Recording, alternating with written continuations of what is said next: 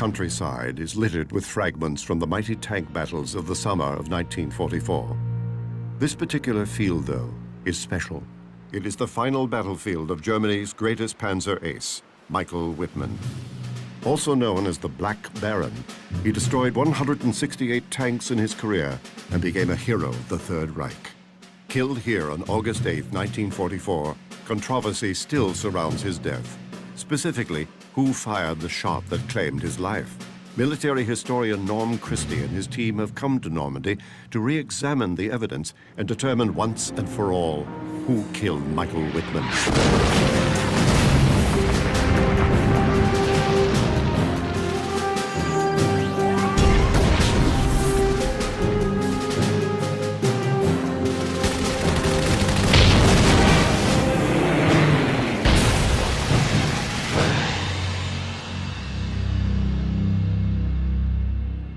Sinto, Normandy, the site where Michael Wittmann's remains were found in 1983. Over the years, many have claimed they killed the Black Baron. The British believe they fired the fatal shot. Quite frankly, I'm quite pleased that I got rid of it. Others believe Typhoon aircraft hit his tank with rockets. It was found with the turret blown off. Only a Typhoon could have done that. While others think a Canadian tank hit him. I believe the Sherbrooks did knock out Michael Wittmann. To solve the mystery of who killed Michael Wittmann, Norm Christie and his team will survey the battlefield from every angle, compare the armor of both sides, and re-examine the reports of the tank crews who fought in Wittmann's final battle. The men of the Canadian Sherbrooks, the British Northamptonshire Yeomanry, and finally the German Panzer Corps, including Michael Wittmann himself, the center of the controversy. Michael Wittmann is born in 1914 and grows up a farm boy with ambition for greater things. At 19, Wittmann joins the military and quickly makes his way up through the ranks. By the war's outbreak in 1939, he is serving in the Führer's own elite guard, the Leibstandarte Adolf Hitler of the Waffen-SS. Commanding a self-propelled gun, he quickly distinguishes himself on the battlefield, earning a reputation as a fearless leader. But this is only the beginning for Michael Wittmann. In the spring of 1943, he is given command of one of Germany's most fearsome weapons, the Tiger tank. Assigned to the Eastern Front, Wittmann's bold tactics claim an impressive 56 tanks and artillery pieces in just over 6 months. By the end of January 1944, his overall tally soars to an amazing 100 kills. His exploits become headline news throughout Germany, dubbed the Black Baron by both friend and foe. In February, Wittmann is decorated by Hitler himself. But for all the accolades, his greatest victory still lies ahead, battling the Allied invasion force on the Western Front. June 6, 1944, the Allies launched their invasion of Normandy. The German High Command quickly orders 4 divisions forward to reinforce the Normandy front, including the 2nd Company of the 101st SS Panzer Battalion, now commanded by Michael Wittmann. On June 13th, as a column of British armor rolls in to occupy the village of Villers-Bocage, the Black Baron pulls up just outside town. Military historian Norm Christie retraces Michael Wittmann's steps in Villers-Bocage that day.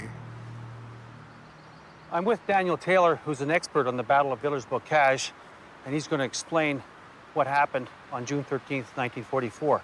So what was happening here with Wittmann's Tigers? Well, they'd found themselves in this little lane. They'd been advancing from Belgium for about 5 or 6 days. The unit was strung out across hundreds of miles. They'd managed to get here with 5 tanks. The place presents pretty good cover. So they're encamped along this lane? Yeah, dispersed along it, yes. So what happens in the morning? Well, in the morning, Wittmann's roused by the sound of tanks coming along the road. So they're literally, what, 200 yards away? About that. He'd have seen as the turrets went along that line. Right up on top of here? Up there, yes. Okay, so now Wittmann What's his reaction to this? Well, he's got very few options left open to him. There's probably an argument about what he should have done, but what he decided to do was attack. Ich hatte keine Zeit, meine Kompanie aufzustellen. Ich musste schnell handeln. Ich fuhr los mit nur einem Panzer bis zur Säule und überraschte die Engländer genauso viel, wie sie mich überrascht haben. Wittmann's come barreling across the field. First shot, takes out a Firefly. He's hitting them from, what, 50 yards? If that, yes. Point blank range. So he's not going to miss. The rest of his unit is to try to engage A squadron up on the top of the hill you can see there. And he's come across the field and he runs into a column of transport.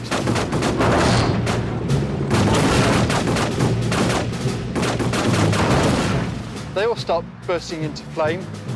So now he's going to drive into town and he's leaving dead and burnt out vehicles behind him.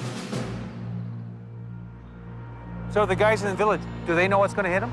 Absolutely not, no. It's going to be a big, rude surprise to them any second now.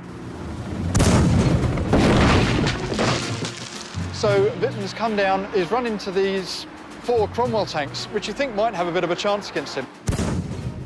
He managed to get a couple of shots off at the Tiger before he's taken out. They just bounce off. So they're bouncing off at, what, 50 yards, 50 yards, no distance at all. The following Cromwell has pulled behind this wall and pulled into the courtyard of that building. Right. That's commanded by a Captain Dias. I suddenly saw this Tiger tank shooting down the main street. I got the driver to reverse our tank into a farmyard. And in the next moment, to my astonishment, with no gunner in our gunner seat, the Tiger went right in front of me. Unfortunately for the Cromwell, the gunners just got out to have a pee. And so there's no way that he can fire. With the So he's missed a glorious chance. Glorious chance. The Tiger's passing side on right in front of him. No way of firing. The Tiger then passes on, turns into the high street. Another target-rich environment.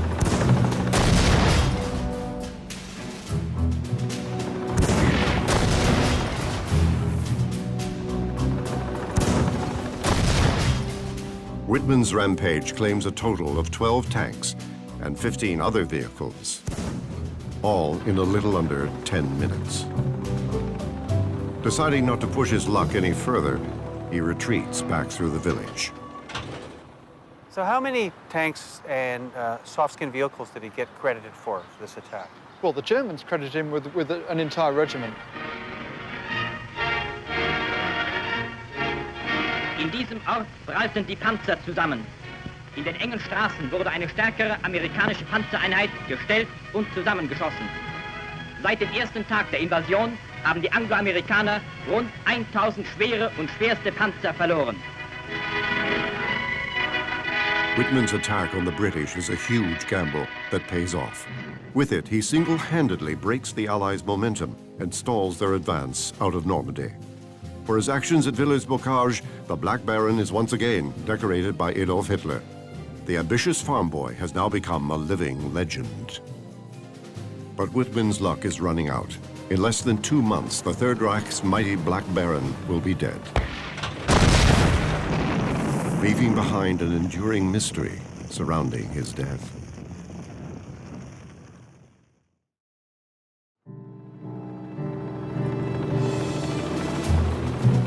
June 13th, 1944. Panzer Commander Michael Wittmann makes military history with a daring solo attack on a British armored column at the Norman village of Villers-Bocage.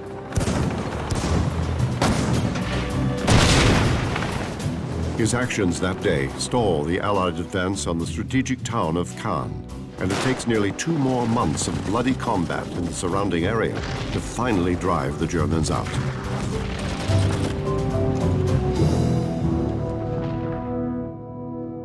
In July 1944, the Allies launch a series of offenses on Caen, attempting to push into the fields to the south. It is some of the most intense fighting of the entire Normandy campaign. As the months drag on, they advance only a short distance, suffering heavy casualties. And no one is hit harder than the Allied armor, which in only 1 month of battle loses more than 400 tanks. One of the first things we saw in Normandy was a knocked-out Sherman tank. And it had gone up in flames, as Shermans were infamous for exploding, going into a sheet of flame 20 or 30 feet high. The tank that we saw still had 2 or 3 of the crew sitting inside, but no longer recognizable as human beings. The Germans used to call us Tommy cookers because I burnt so easily. I became a fatalist overnight. And I'm glad I did, because I think that's the only way you could survive. And one, at that point, realized that we were in tremendous danger, because this was something that Germans could obviously do with their great guns. They'd go in one side, out the other sort of thing of some of our tanks. But the main thing was that they could knock out our tanks at a safe distance. And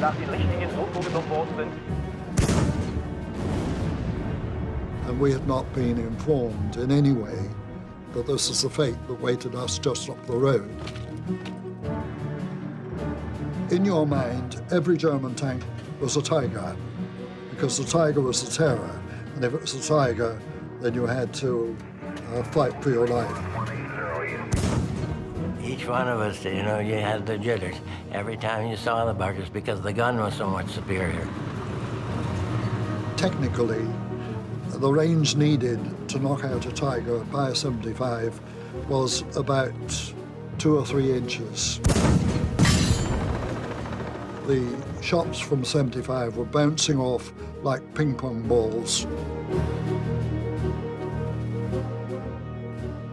One thing we had in advantage was what we called a Firefly.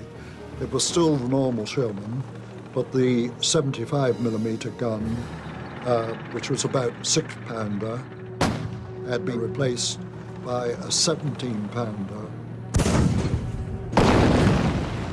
For the first time, we realized we now had a tank which was equal to the Tiger, and we were able to believe it. August 7th, 1944. More than 25,000 British and Canadian troops assemble for Operation Totalize, a major offensive devised to crack the German defensive line south of Caen. Unlike previous operations, Totalize is planned as a night assault to confuse the Germans and limit their response.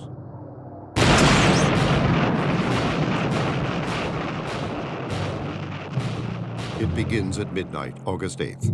The initial attack is a success, and in less than 4 hours, the Allies break through the German lines and begin advancing south. Progress in the dark is slow for some units, while others, like the Northamptonshire Yeomanry and the Sherbrooke Fusiliers, proceed quickly to their objectives. Isolated from the main force, they dig in for the inevitable German counterattack. And so it is, in the early hours of August 8th, that the stage is set for the Allies' final confrontation with the Black Baron. Northamptonshire Yeomanry is one of 2 armored units claiming to have killed Michael Wittmann. To test their version of the event, Norm Christie must first pinpoint their exact position on the battlefield that fateful day. We know that in 1944, the Yeomanry hid in the orchard south of St. Agnon. But in 60 years, a lot of things have changed. For example, the orchards aren't there anymore, so we're going to have to try to determine where they were. It's going to be a little challenging to try to find out exactly where everybody was.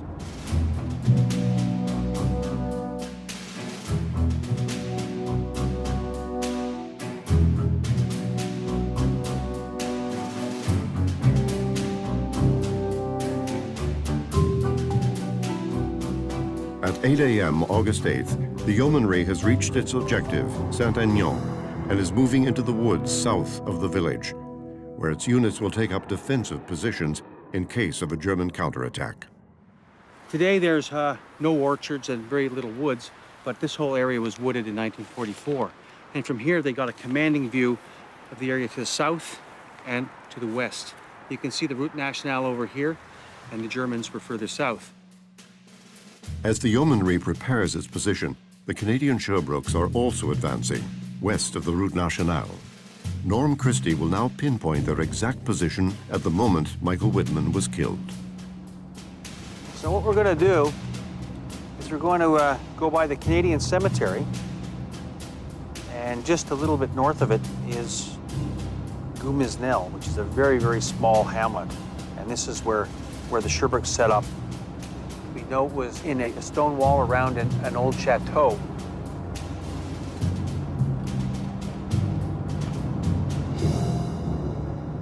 Here's, looks like our wall. So this is our first entrance into Gumisnel. So we'll go right into the middle of the hamlet, and we'll ask where this chateau was.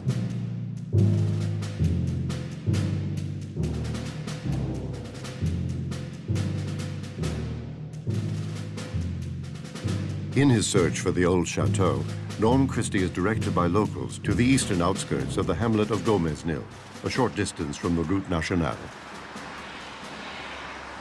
Pardonnez-moi, monsieur. Bonjour, monsieur, ça va? Ça va. Et je cherche pour le place pour le vieux château et le vieux mur. Oui, voilà. Tout de suite, on est ici. Oui. Là, la maison. Et le vieux château, ici. OK. Et un mur tout autour, comme ça. Le château, il a brûlé avec les Anglais. Mais ce n'était pas l'aviation, ni les chars, ni le... il a brûlé. C'est un accident. Accident bête, oui. Accident... beaucoup... Merci, monsieur. Voilà. So, what's happened is the old chateau was just north of here, and that the wall came around. It was a huge wall that went up to this area around about 30 meters down that way, then down to the main road. Then at the end of the war, the chateau burnt down, and apparently a bunch of English soldiers got drunk and the thing caught fire. So this is the correct wall. I want to see if I can get inside there to see exactly what the Sherbrooks could see on the day of the battle. When I got through here,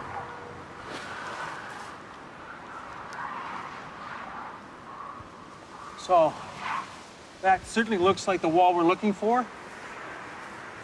If you look over here, you can actually see the work of the Sherbrooks. You can see the holes over there. Those are Sherman-sized holes.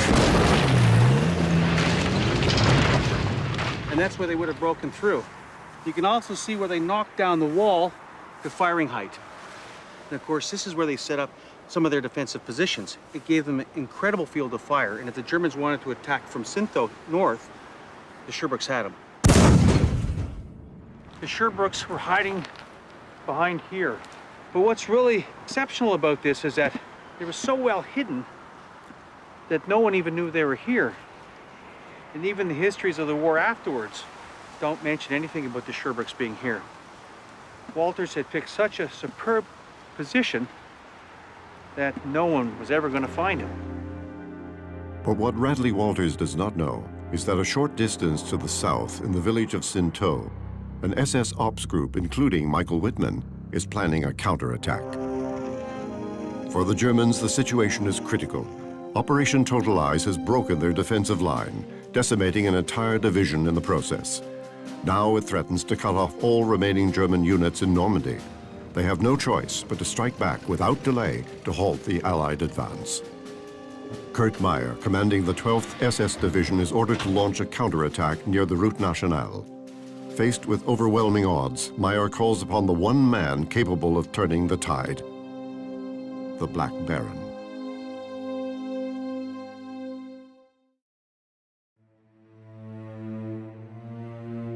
August 8, 1944.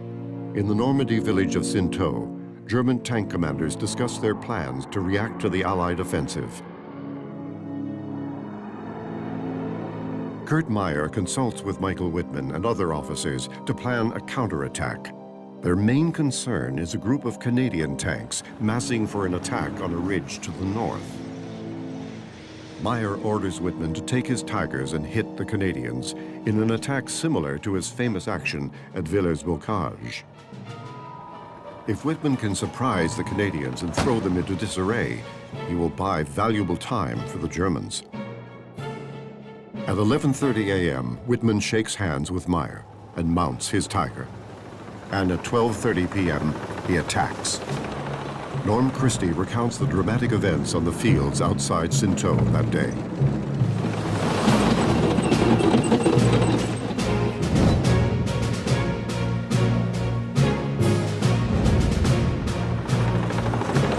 The plan called for 5 tanks to come across this field and 2 to go on the other side of the Route Nationale. Their objective was to get over the hill and hit the Canadian tanks that were massing there for the second phase of Operation Totalize.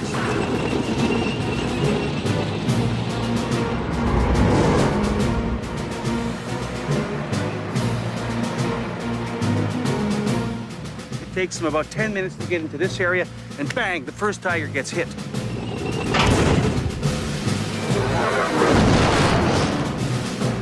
In the meantime, Wittmann is over by the Route Nationale. He must have seen this because his radio communication goes, Achtung! Achtung!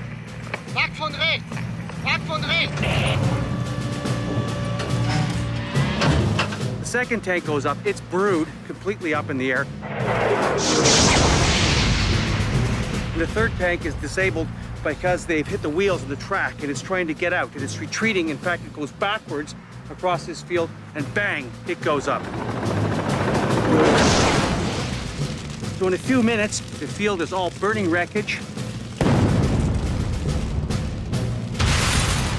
The men are climbing out of the turrets. They're bringing their wounded. They're trying to get out of here before they're shot down.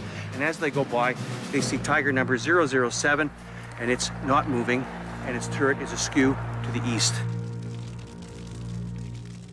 In the aftermath, no one is sure exactly what became of the Black Baron. He is simply declared missing in action. At the time, the only clues to his fate are a few scattered reports from surviving German tankers. When I looked out to the left, I saw that Michael's tank wasn't moving. The turret was displaced to the right and tilted down to the front somewhat. When I got to within about 250 to 300 meters, as a flame suddenly shoot from the tank, and the turret fly off and fall to the ground. These accounts would remain unsubstantiated for decades, until a photo of the battlefield taken by a French farmer in 1945 confirmed at least some of the details surrounding the destruction of Tiger 007. Since then, more and more evidence has been surfacing in the field near Gomesnil.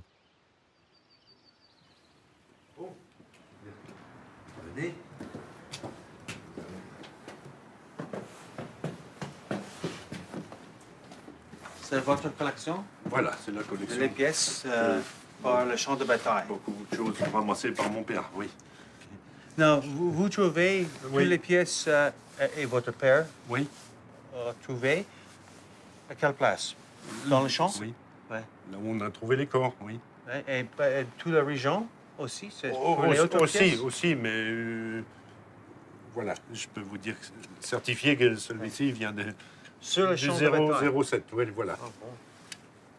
C'est pas le plus beau, il est abîmé, mais... So this is remarkable to actually touch the pieces of our investigation. This is the real thing.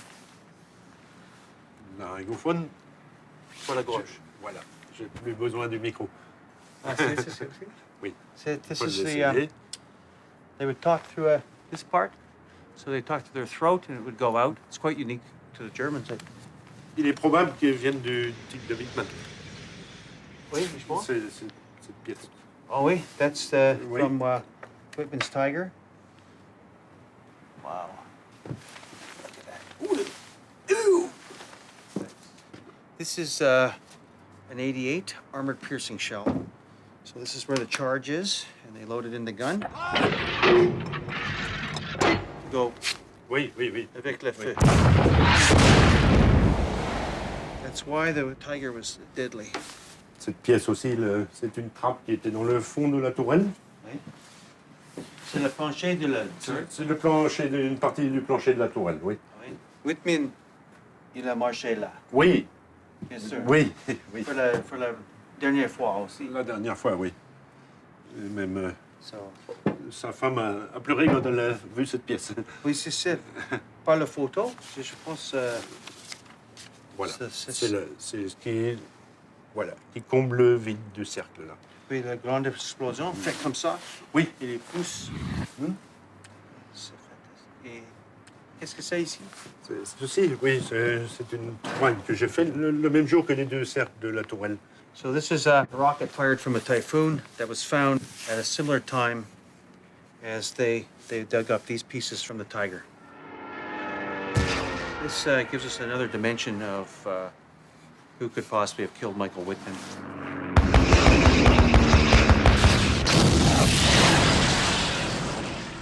These relics from Tiger 007 provide the first pieces of tangible evidence, linking battlefield accounts with a photo of Wittmann's wrecked tank in the field near Gomez-Nil. But they still have yet to reveal what became of the Black Baron himself, and more importantly to the investigation, who it was that fired the fatal shot.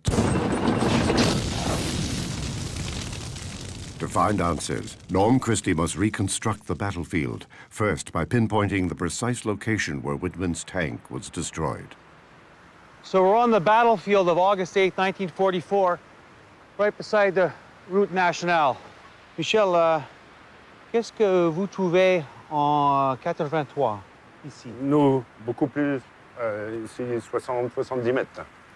Environ 60 mètres peut-être. Nous sommes vraiment certainement sur l'endroit où les 5 hommes étaient. Avec l'insigne de SS ou... Oui, sur le Wittmann, oui, il y avait la veste encore, en cuir. So what Michel has told us is that they found a few remains just below the surface here. First some on top, a few fragments of bones, and then they called the German war graves in and they started to dig, and they dug down and found more remains. They found Panzer tanker uniforms, identity discs, a pistol that belonged to Michael Wittmann found here. So they came to the conclusion that the remains found here were the collective remains of Tiger 007, which was Wittmann's tank for the attack on August 8th. So now we know out of the 4 Tigers that were destroyed on this field, that the one here belonged to Michael Wittmann. But the question remains as to who fired the fatal shot.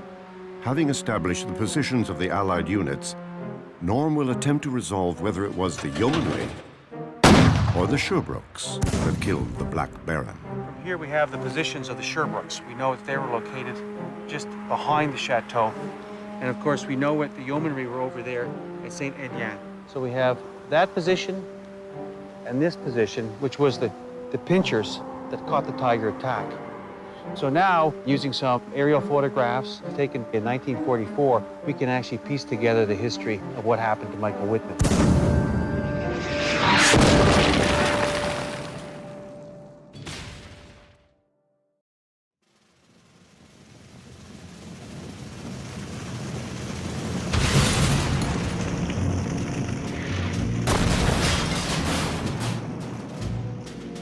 On August 8th, 1944, Germany's greatest tank commander, Michael Wittmann, was killed in this field. So far, Norm Christie has pinpointed the positions of the British and Canadian forces, along with the final location of Wittmann's tank. Now, using aerial reconnaissance photos from 1944, he will determine once and for all who killed the Black Baron.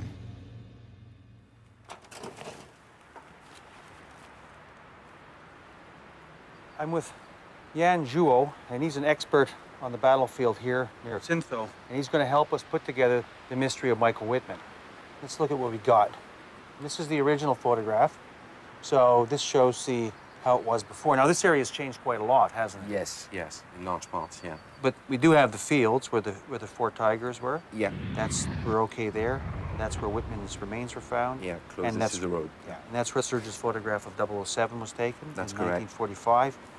So the other part is where the Yeomanry were. Now, what's changed in this area? Particularly the orchards there, to the right of Wittmann's group. Right. Most of them have gone, disappeared completely. So we don't know exactly where they were, but we can do it within 50 yards. Oh, yes, I should think so. So the next piece is, of course, the Sherbrooks. Now, that chateau and the wall, a lot of that's all gone now, right? The Sherbrooks are going to be the challenge because we also don't know which Sherbrooke took the shots.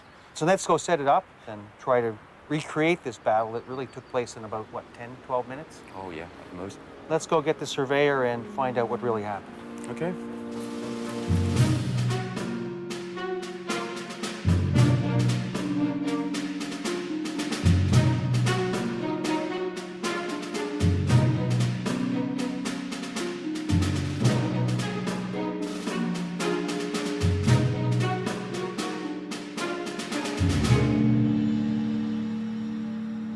So this is the position where 007 was knocked out. This was Wittmann's tank, and this is where we're going to start our investigation. So we're going to analyze the field from really a line of sight from the various positions to see what they could actually see. And then we're going to use surveying and GPS to do the rest, to get our distances. So we can ask Vincent to set this as our original point 0, and then we'll go out and find the locations of the other Tigers over here. So we'll head out and let's do the one that was due east first. Right. Using the aerial photographs from 1944, Norm plots the field positions of the 4 wrecked Tigers. The Yeomanry claims that their gunner, Joe Ekins, took out Wittmann along with 2 others. A remarkable feat, to say the least. Norm is returning to the Yeomanry's position south of Saint-Aignan to examine the battlefield from there to test the validity of the British claim. So let's look at it. So we got Syntho over here, Gumisnel, okay, and we've got the Yeomanry over here all set up, nicely dug in. So now they're ready for any counterattack should there be one. And of course, the Germans usually did very quickly.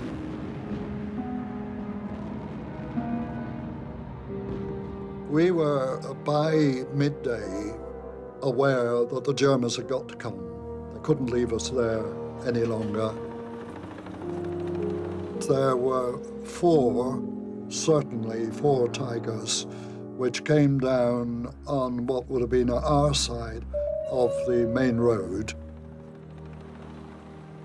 I saw these 3 Tigers come in, across in front of us, about 1,200 yards away.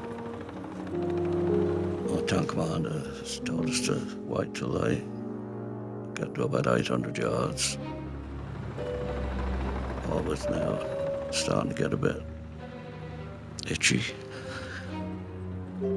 The tank commander said, advance driver, and we pull out of cover. As we're pulling out of cover, he says, target the rear Tiger. Can't see very much. You're looking through a periscope that big. At 800 yards, I mean, they're tiny, you know.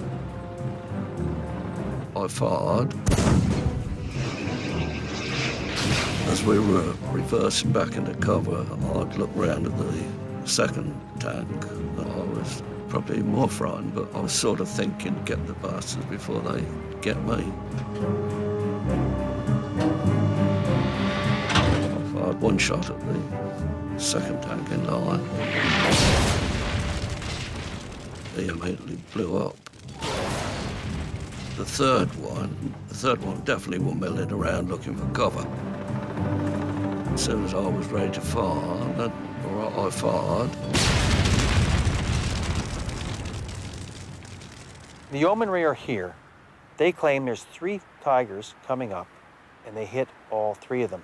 So what's the danger area for a Firefly? How far can they shoot effectively? Effectively, they would shoot at 800 meters, I would say. They could shoot at as far as 1,200 meters. But from here, that would be a very, very lucky shot. Right. I think we're looking at Wittmann's Tiger there. Right. Was about 1 kilometer away. So let's ask Vincent. Can you give me the third one?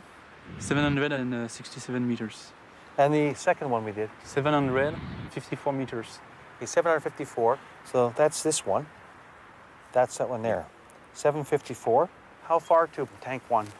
775. 775. So that's within 800. That's a good right. distance Yes. for a Firefly. Now, how far is the Wittmann one? 967. 967. So it's almost a kilometer. So 1,100 yards, which was at the very, very top of the range for the gun. There are several things to consider. These 3 Tigers here in the line are the closest to this place here where Northamptonshire Yeomanry was located. So it would make sense for them to have taken them out first anyway, because they are within 800 meters French. So from here, you would see those 3 Tigers very clearly on the horizon as they came across.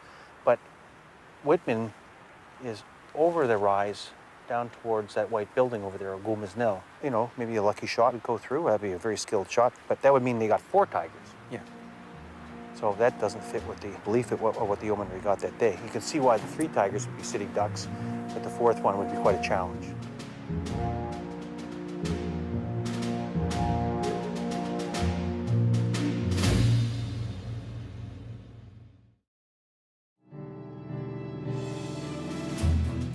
Norm Christie's investigation into who killed the Black Baron has pinpointed the positions of all the Tiger tanks destroyed near Cîteaux on August 8, 1944. And his analysis of the British yeomanry's position south of Saint-Aignan has brought their claim into question. He's now traveling to Gomesnil to locate the position of the Canadian tanks and survey the battlefield from their perspective to determine whether they could have fired the kill shot. So, these are the grounds of the old chateau, right? Yes. Now, the wall that surrounded it, most of the northern part is gone, but the southern part is still there. We found that the other day. So we know that the Sherbrooks came into this area. Now, your aerial photograph shows that they made holes in some of the walls that were on the Route Nationale, which of course is right here. There's about two big holes we can see in this wall. One would be right in front of us, back here, and the other one would be a bit further to the left, on that side. We came here earlier to try to find out or look for proof that the Sherbrooks were here. And we found small marks, but we didn't realize at the time how much of the wall was missing. And specifically, that there were breaks in the walls facing east towards where the Tigers would have advanced. There was a couple right on the road, and it was from that general area that the first German tanks came out from Cîteaux. Right away, I can remember the wireless net becoming active. I can see them, there's some tanks coming. But with my eyes, I could see the tank closest to the road, about 200 yards, I guess. I didn't fire at him. Other people from my squadron were firing at it now. I don't recall the actual tank blowing up by somebody firing at him. I can remember a tremendous explosion and seeing the turret hit the ground. Are you surprised to see how close we are to Wittmann's tank? Yes, I am indeed, yeah. Because even when you look at the aerial photograph, it doesn't seem so close. And when you're actually standing in the field, looking over from this side to where Wittmann's tank was destroyed, it certainly looks very close indeed. So let's ask Vincent exactly how far we are from Wittmann's tank. So Vincent, can you give me a distance to Tiger number 1, Wittmann's? 143 meters. 143 meters. That's incredibly close. So we have this situation. We know where his tank was just over here. So we have the Sherbrooks positions here, and they're shooting in that direction towards Wittmann's tank. Now you have a schematic of it. I showed a drawing of a Tiger, and Serge was actually able to draw the precise area where he observed a big impact, which was located on the left forward cooling grid. So this is left rear of Wittmann's tank. So that's right. Your trajectory would be very low here? Yes, it would. Because you're so close? Mm-hmm. So it's most likely then that would come from this position? Yes. And then it went in, and gradually it ignited the fuel and the ammunition, and the turret blew off.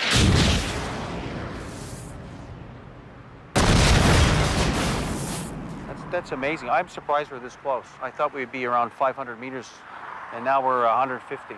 So really, it almost has to be the Canadians. Can you think of any alternative? Well, Monsieur Varin, who took the photograph that we see here, he's actually suggested that it could have been a Typhoon rocket, because he photographed a non-exploded Typhoon rocket that was lying nearby the tank. The reason I would doubt it is a Typhoon rocket is that A, they were ripple fire and weren't very accurate. It would be very difficult to hit a tank. The second thing is that the Typhoon rocket has several pounds worth of explosive, and if the rocket hit the Tiger, the rear of the Tiger would be blown apart. Right. So you wouldn't be able to see the hull in one piece. So there's no evidence of really burning in this? No. There's just no proof that it happened? It's unlikely. So we're left with really one thing here. The Canadian. Sherbrooke's had to do it. Yes. Having examined the battlefield from the German, British, and Canadian positions, it's now possible for the first time to reconstruct the Battle of Sinto and accurately recreate the attack that killed German Panzer ace Michael Wittmann.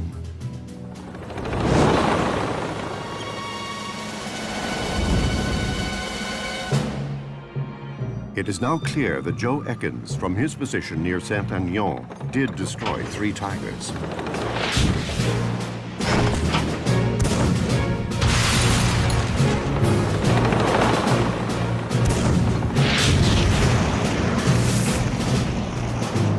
But it is difficult to believe Ekins could have fired the shot that killed Wittmann, especially in the face of strong evidence that indicates that the fatal shot came from the direction of the Canadian tanks at Gomesnil, a position only 143 meters from the Black Baron's Tiger.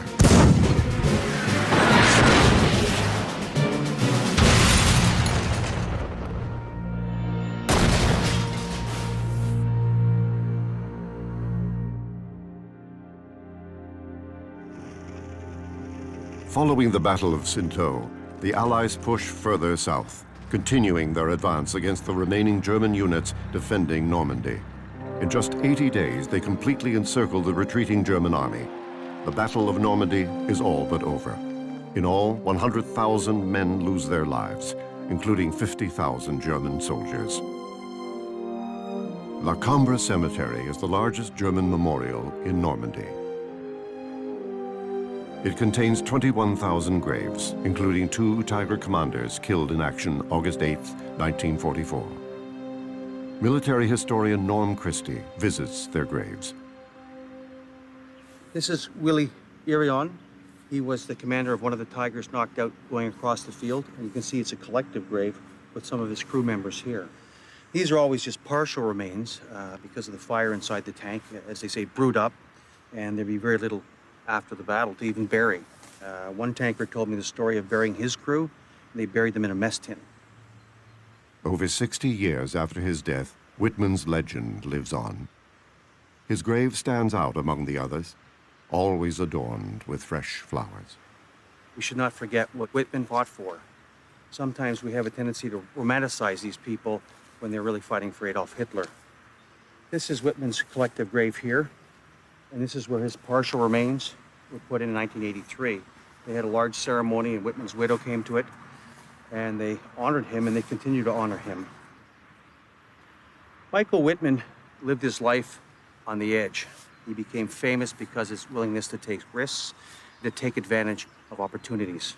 But for him to make that charge towards the Canadians on Hill 112 was suicide.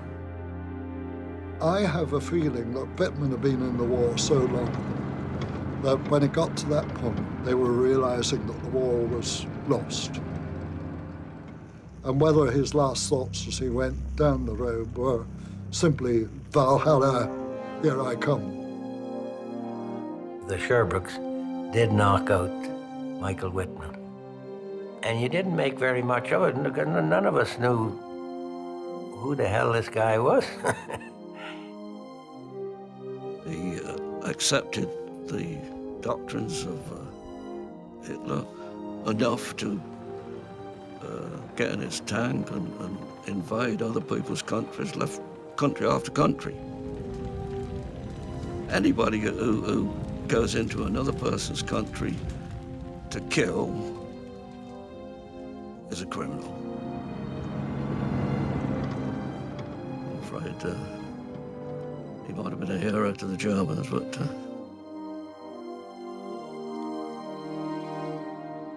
not to me.